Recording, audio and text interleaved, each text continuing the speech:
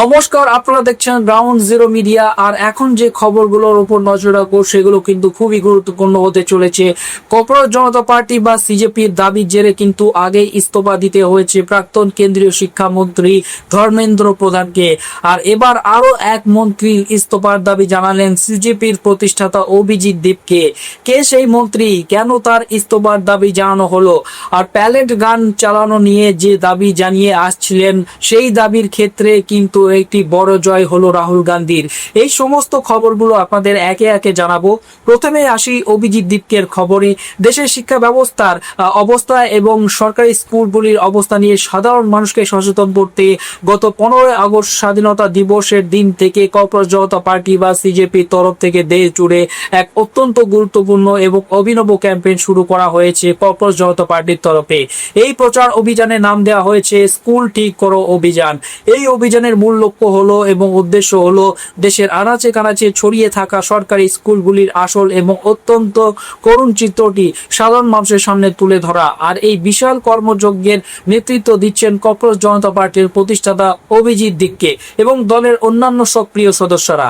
তারা বিভিন্ন রাজ্যে ঘুরে ঘুরে সরকারি স্কুলগুলির অবস্থা পরিদর্শন করছেন এবং ক্যামেরার মাধ্যমে সেই চরম অব্যবস্থার ছবি গোটা দেশের সামনে তুলে ধরছেন। গত কয়েকদিন ধরে মহারাষ্ট্রের বিভিন্ন প্রান্তে অভিজিৎ দীপকে বিশেষ করে গ্রামাঞ্চলে ঘুরে সেখানকার সরকারি স্কুলগুলির দুর্দশার চিত্র জনসমক্ষে আনছেন। আর এই ধারাবাহিক পরিদর্শনের পরেই এবার মহারাষ্ট্রের শিক্ষামন্ত্রীর পদত্যাগের জোরালো দাবি কিন্তু তুলেছেন তিনি। জানা গিয়েছে গত 20 আগস্ট মহারাষ্ট্রের লাতুর জেলার আউসা তহসিলের অন্তর্গত উজানি গ্রামের একটি জেলা পরিষদ স্কুলে পৌঁছান অভিজিৎ দীপকে। সেখানে তিনি নিজ চোখে যা দেখেন তা এক কথায় শিহরে ওঠার মতো। তিনি সংবাদ মাধ্যমকে জানান, আজকের দিনে দাঁড়িয়েও বহু স্কুলে ছাত্রছাত্রীদের ক্লাস করার জন্য পাখা ক্লাসরুমে নেই, ছাত্রছাত্রীদের বসার জন্য ন্যূনতম বেঞ্চের ব্যবস্থা নেই, যার ফলে বাধ্য হয়ে শিশুদের মেঝেতে বসতে হয়। স্কুলে পানীয় জলের তীব্র অভাব রয়েছে, ছোট ছোট শিশুদের স্কুলে পৌঁছানোর জন্য কোনো নিরাপদ রাস্তা নেই এবং পরিষ্কার শৌচালয়ের মতো অত্যন্ত প্রাথমিক সুবিধাও এই স্কুলগুলোতে সম্পূর্ণভাবে কিন্তু অমিল। বর্ষাকালে টিনের ছাদ থেকে বৃষ্টির জল অঝরে ঝরে পড়ছে ক্লাসরুমের ভিতরে, যার ফলে পঠন পাঠন শিখিয়ে উঠেছে। কিছু কিছু স্কুলে ছাত্রছাত্রীদের পঠন পাঠনের পরিবেশ পশুর হোয়ারের চেয়েও কিন্তু খারাপ বলে তিনি কিন্তু গুরুতর অভিযোগ করেছেন। এই ভয়াবহ পরিস্থিতির কথা তুলে ধরে তিনি সোজা নিশানা করেছেন মহারাষ্ট্রের বর্তমান শিক্ষামন্ত্রী দাদা বোসেকে। সংবাদ মাধ্যমের মুখোমুখি হয়ে অভিজিৎ দীপকে স্পষ্টভাবে প্রশ্ন তুলেছেন যে রাজ্যের শিক্ষা ব্যবস্থার এই চরম বেহাল দশা, সেখানে শিক্ষামন্ত্রী দাদা বোসের কি নিজের পদে বেহাল থাকার কোনো নৈতিক অধিকার আর অবশিষ্ট আছে? তার মতে এই অবস্থার দায়ভার স্বীকার করে অবিলম্বে মহারাষ্ট্রের শিক্ষামন্ত্রীর ইস্তফা দেওয়া উচিত। অভিজিৎ দীপকে শুধুমাত্র একজন মন্ত্রীর পদত্যাগ দাবি করে থেমে থাকেননি, তিনি দেশের সমগ্র রাজনৈতিক ব্যবস্থার সামনে এক অভিনব এবং অত্যন্ত যৌক্তিক দাবিও কিন্তু পেশ করেছেন। তিনি বলেছেন, সরকারি স্কুলগুলির পরিকাঠামো এবং শিক্ষার মান উন্নত করার প্রয়োজনীয়তা যদি নেতারা সত্যি অন্তর থেকে অনুভব করতে চান, তবে সমস্ত মন্ত্রী এবং জনপ্রতিনিধি ও সরকারি আধিকারিকদের উচিত তাদের নিজেদের সন্তানদের এই সাধারণ সরকারি স্কুলগুলিতেই পড়াতে পাঠানো, যে স্কুলে সাধারণ খেটে খাওয়া মানুষের ছেলে মেয়েরা পড়াশোনা করে, সরকারের দেওয়া মিড ডে মিল খায়। সেই একই অস্বাস্থ্যকর এবং অনুন্নত পরিবেশে নেতাদের ছেলে মেয়েদের পড়াশোনা করলেই তারা মর্মে মর্মে বুঝতে পারবেন আজ শিক্ষা ব্যবস্থা ঠিক কোন তলানিতে এসে ঠেকেছে। সোশ্যাল মিডিয়ায় এমন অনেক ভিডিও প্রতিনিয়ত সামনে আসছে যেখানে দেখা যাচ্ছে স্কুলগুলোতে বসার জায়গা নেই, নোংরা পরিবেশ, শিক্ষক নেই, বাচ্চারা বাধ্য হয়ে মাটিতে বসে ক্লাস করছে। আর এই দুরবস্থা শুধু মহারাষ্ট্রে সীমাবদ্ধ নেই, উত্তরপ্রদেশ, মধ্যপ্রদেশ, রাজস্থানের মতো বিস্তীর্ণ রাজ্যগুলোতেও কিন্তু সরকার স্কুলের দশা একই রকম এবং তার চেয়েও বেশি শোচনীয়। অভিজিৎ দীপকে সাধারণ মানুষের উদ্দেশ্যে অত্যন্ত কড়া বার্তা দিয়ে বলেছেন, মানুষ যেমন ধর্ম বা জাতপাতের নামে রাজনৈতিক নেতাদের কথায় পরিচিত হয়ে রাস্তায় নেমে পড়ে, ঠিক তেমনই এবার নিজেদের সন্তানদের ভবিষ্যৎ এবং শিক্ষা বাঁচাতে সাধারণ মানুষকে রাস্তায় নামতে হবে। তিনি প্রশ্ন তোলেন, নেতারা প্রতিনিয়ত বলেন ধর্ম বিপন্ন, তাই তাদের ভোট দেওয়া হোক, অথচ যুগের পর যুগ ধরে ধর্ম তো শেষ হয়নি। কিন্তু এই বেহাল স্কুলগুলোতে পড়ে দেশের ভবিষ্যৎ প্রজন্মের জীবন এবং স্বপ্ন কি শেষ হয়ে যাচ্ছে শুধুমাত্র নেতাদের দামি গাড়িতে বা হেলিকপ্টারে ঘোরার জন্য। তো আর মানুষ তাদের ভোট দিয়ে নির্বাচিত করে না। তাই সাধারণ মানুষকে তিনি উদাত্ত আহ্বান জানিয়েছেন নিজেদের এলাকার স্কুলগুলোর অবস্থা খতিয়ে দেখতে এবং নেতাদের ওপর শিক্ষা খাতে কাজ করার জন্য প্রবল চাপ সৃষ্টি করতে। তিনি প্রশ্ন তুলেছেন, আপনার সন্তানের স্কুলে শৌচালয় কি পরিষ্কার? সেখানে কি পর্যাপ্ত শিক্ষক আছে? মিড ডে মিলের খাবার কি স্বাস্থ্যসম্মত? এই প্রশ্নগুলো প্রশাসনের কাছে করা এখন সবচেয়ে বেশি বড় দাবি। তবে কক্সবাজার জনতা পার্টির এই স্কুল ঠিক করো অভিযান শুরু হওয়ার পর থেকে বিভিন্ন জায়গায় চরম বাধার সম্মুখীন হতে হচ্ছে তাদের। রাজস্থানে স্কুল পরিদর্শনে গিয়ে কিন্তু ভয়াবহভাবে আক্রান্ত হয়েছেন সিজেপির মুখপাত্র আশুতোষ রাঙ্কা।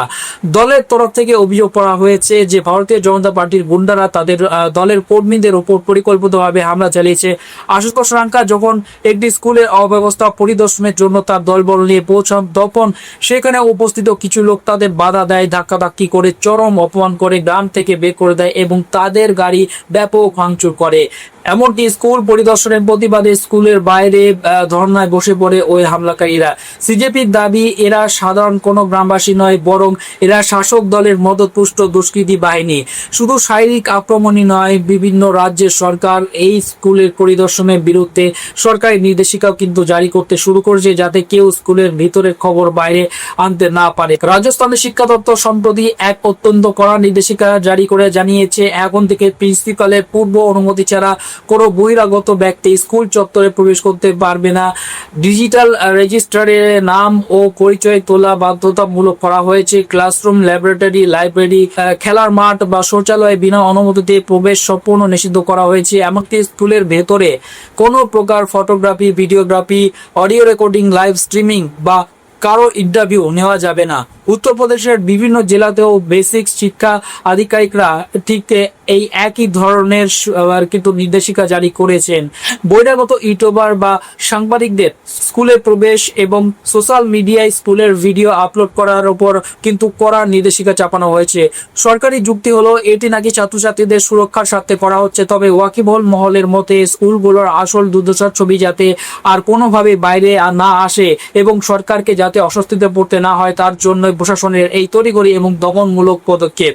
উল্লেখ্য, কিছুদিন আগে জেনজির আন্দোলনের জেরে কিন্তু চাপের মুখে পড়ে পদত্যাগ করতে বাধ্য হয়েছিলেন তৎকালীন কেন্দ্রীয় শিক্ষামন্ত্রী ধর্মেন্দ্র প্রধান। আর এবার মহারাষ্ট্রের শিক্ষামন্ত্রীর ইস্তফার দাবিতে যে আন্দোলন শুরু হয়েছে, তা আগামী দিনে সরকারের জন্য কতটা বিপদের কারণ হয়ে দাঁড়ায় সেটাই এখন দেখার বিষয়। আর এবার আমরা নজর রাখবো দেশের রাজধানীর রাজনীতির আর এক অত্যন্ত চর্চিত এবং চাঞ্চল্যকর খবরের দিকে। দিল্লির পার্লামেন্ট স্ট্রিট পুলিশ স্টেশনে বিরোধী দলনেতা রাহুল গান্ধীর এক বেনজির অবস্থান বিক্ষোভ ভিড়ে রীতিমতো কিন্তু শোরগোল পড়ে গিয়েছে জাতীয় রাজনীতিতে। প্রায় 2 মিনিটের একটি ভিডিও সোশ্যাল মিডিয়ায় ব্যাপক ভাইরাল হয়েছে, যেখানে দেখা যাচ্ছে রাহুল গান্ধী থানার ভিতরে শীর্ষ পুলিশ আধিকারিকদের সাথে তীব্র বিতর্কে জড়িয়েছেন। বেশ কিছুদিন আগে ছাত্র বিক্ষোভের সময় যন্তর মন্তরে প্রতিবাদ চলাকালীন পুলিশের বিরুদ্ধে প্যালেট গান বা ছড়া গুলি ব্যবহার করার কিন্তু মারাত্মক অভিযোগ উঠেছিল। সেই প্যালেট গানের আঘাতে গুরুতর আহত হন সাহিল লোচভ নামের এক প্রতিবাদী যুবক। রাহুল গান্ধী সেই অবস্থায় যুবকের ন্যায়ের দাবিতেই সোজা থানায় গিয়ে হাজির হন। ভাইরাল হওয়া ভিডিওতে স্পষ্টভাবে শোনা যাচ্ছে রাহুল গান্ধী পুলিশকে অত্যন্ত কড়া ভাষায় কিন্তু বলছেন যে আহত যুবকের শরীরে এখনো ছড়া গুলি আটকে রয়েছে। একটি গুলি তার চোখে লেগেছে, যার ফলে ওই চোখের দৃষ্টিশক্তি কিন্তু হারাতে বসেছে, আর একটি গুলি আটকে রয়েছে তার হৃৎপিণ্ডের খুব কাছে, যা তার জীবনের জন্য চরম ঝুঁকিপূর্ণ। গত 1 মাস ধরে ওই যুবক পুলিশের দরজায় ঘুরেও কোনো এফআইআর দায়ের করতে পারেনি। তাই বাধ্য হয়ে রাহুল গান্ধী নিজে তার হয়ে কিন্তু এফআইআর দায়ের করতে সদর বলে থানায় পৌঁছান। পুলিশ প্রথমে অন্যান্য বারের মতোই টাল বাহানা করার চেষ্টা করে। তারা বলে যে এই সংক্রান্ত কোনো পুরনো অভিযোগ বা ফাইল তাদের কাছে নেই। রাহুল গান্ধী তখন জানান যে অভিযোগ না দিলে তিনি সরাসরি ডিএসপি অফিসে যাবেন। পুলিশ তাকে ডিএসপি অফিসে যাওয়ার ব্যাপারে নিরুৎসাহিত করে এবং বাধা দেওয়ার চেষ্টা করলে রাহুল গান্ধী থানার ভিতরে কিন্তু ধর্নায় বসে পড়ার চরম হুঁশিয়ারি দেন। তিনি স্পষ্ট জানিয়ে দেন, প্রয়োজন হলে 10 দিন, 20 দিন, 50 দিন বা 6 মাস পর্যন্ত, যতদিন পর্যন্ত এফআইআর না দায়ের হচ্ছে ততদিন কিন্তু ওই থানায় থেকে তিনি এক পাও লড়বেন না। তিনি বলেন যে এই সরকার এফআইআর দায়ের করতে ভয় পাচ্ছে। রাহুল গান্ধী এই অনর এবং আপোষহীন মনোভাবের কাছে শেষ পর্যন্ত মাথা নোয়াতে বাধ্য হয় কিন্তু দিল্লি পুলিশ। দীর্ঘ 8 ঘন্টা ধরে, অর্থাৎ সকাল 11:30 থেকে শুরু হয় এবং সন্ধ্যা 7:30 পর্যন্ত লাগাতার লাগাতার থানার ভিতর বসে থাকার পর অবশেষে অজ্ঞাত পরিচয় ব্যক্তিদের বিরুদ্ধে একটি এফআইআর দায়ের করে পুলিশ। তবে এই এফআইআর দায়ের হওয়ার পরেই উঠে আসে চমকে দেওয়ার মতো তথ্য। রাহুল গান্ধী থানা থেকে বেরিয়ে সংবাদ মাধ্যমের সামনে এসে সরাসরি অভিযোগ করেন যে থানার সাধারণ পুলিশ কর্মীরা এফআইআর নিতে চাইলেও ওপর মহলে প্রচন্ড চাপে তারা কিন্তু অসহায় ছিলেন।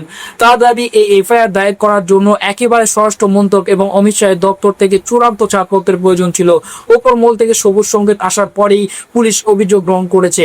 এই ঘটনাকে কংগ্রেস কর্মী সমর্থক এবং রাজনৈতিক বিশেষজ্ঞরা রাহুল গান্ধীর এক বিশাল রাজনৈতিক জয় এবং মাস্টার স্ট্রোক হিসেবে কিন্তু দেখছেন, কারণ তিনি এমন একটি ইস্যুকে সরাসরি সামনে নিয়ে এসেছেন যা স্বরাষ্ট্র মন্ত্রক এবং পুলিশ প্রশাসনের নিরপেক্ষ ভূমিকা নিয়ে কিন্তু বিরাট প্রশ্ন চিহ্ন তুলে দিয়েছে। বিরোধী দলনেতা হিসেবে রাহুল গান্ধীর এই পদক্ষেপে বিজেপি কিন্তু রীতিমতো চরম অস্বস্তিতে পড়েছে। দলের প্রবীণ নেতা এবং প্রাক্তন মন্ত্রী রবিশঙ্কর প্রসাদ তড়িঘড়ি একটি সাংবাদিক সম্মেলন করেন এবং রাহুল গান্ধীর এই পদক্ষেপের তীব্র সমালোচনা করেন। তিনি বলেছেন যে রাহুল গান্ধী বিরোধী দলনেতা হয়েও কিন্তু গঠনমূলক গণতান্ত্রিক রাজনীতির বদলে নৈরাজ্যের রাজনীতি করছেন। বিনা অনুমতিতে কোনো পূর্ব সূচনা ছাড়াই তিনি কখনো প্রধানমন্ত্রীর বাসভবনের সামনে আবার কখনো থানায় গিয়ে ধর্নায় বসে পড়ছেন, যা প্রোটোকল বিরুদ্ধ। বিরোধীদের সরাসরি প্রশ্ন, কেন্দ্রে যাদের সরকার, পুলিশ যাদের সম্পূর্ণ অধীনে, স্বরাষ্ট্র মন্ত্রক যাদের, তাদের কেন একটি সামান্য এফআইআর এর ব্যাপারে সূত্রের হাওয়ালা দিয়ে কথা বলতে হচ্ছে? তাদের কাছে তো সরাসরি সমস্ত তথ্য থাকার কথা। রাজনৈতিক মহলের মতে রাহুল গান্ধী বর্তমান বিজেপির জন্য আউট অফ সিলেবাস হয়ে দাঁড়িয়েছে। তিনি কখন কোথায় কি পদক্ষেপ নেবেন তা আগাম আজ করতে পারছে না শাসক দল, এমনকি স্বরাষ্ট্র মন্ত্রকের দুধে গোয়েন্দা বিভাগও। কখনো তিনি সাধারণ মানুষের সাথে মিশে যাচ্ছেন, কখনো ছাত্রদের অধিকার নিয়ে রাস্তায় নামছেন, আর এবার সরাসরি থানায় ঢুকে পুলিশের উপর চাপ সৃষ্টি করে এফআইআর দায়ের করিয়ে ছাড়লেন। বিরোধীরা বলছেন বিজেপি নেতারা যখন ভেবেছিলেন যে অন্যান্য ধর্মীয় বা রাজনৈতিক ইস্যুতে বিতর্ক তৈরি করে প্যালেট গান বা ছাত্র বিক্ষোভের মূল ইস্যুগুলোকে ধামাচাপা দেওয়া যাবে, ঠিক তখনই রাহুল গান্ধীর এই অভাবনীয় পদক্ষেপ গোটা আখ্যানকেই কিন্তু ঘুরিয়ে দিয়েছে। অজ্ঞাত পরিচয়দের বিরুদ্ধে এফআইআর দায়ের হওয়ার অর্থ হলো এখন দিল্লি পুলিশকে কিন্তু বাধ্য হয়ে এই ঘটনায় আইনি তদন্ত করতে হবে। আদালতে বিস্তারিত রিপোর্ট কিন্তু পেশ করতে হবে।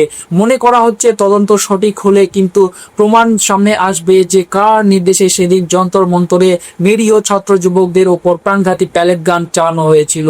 এর আইনি এবং রাজনৈতিক দায়ভার কি শেষ পর্যন্ত স্বরাষ্ট্রমন্ত্রী অমিত শাহের উপর বর্তায়, নাকি অন্য কোনো শীর্ষ পুলিশ আধিকারিকের আদেশে এই ঘটনা ঘটেছিল? এই প্রশ্নগুলো এখন সবচেয়ে বড় হয়ে উঠেছে। গত 20 জুলাইয়ের পর থেকে দীর্ঘ সময় ধরে স্বরাষ্ট্রমন্ত্রী অমিত শাহ বা প্রধানমন্ত্রী নরেন্দ্র মোদী এই প্যালেট গান ইস্যুতে সংসদে কোনো বিবৃতি কিন্তু দেননি। কিন্তু রাহুল গান্ধী বা তার নাছর বান্দা মনোভাব দিয়ে গুজরাট লবিকে রীতিমতো ব্যাকফুটে ঠেলে দিয়েছেন বলে মনে করছে বিরোধীরা। সাধারণ মানুষ থেকে শুরু করে ছাত্র সমাজ সকলের কাছেই তিনি এখন ন্যায় বিচারের এক নতুন মুখ হয়ে উঠেছেন।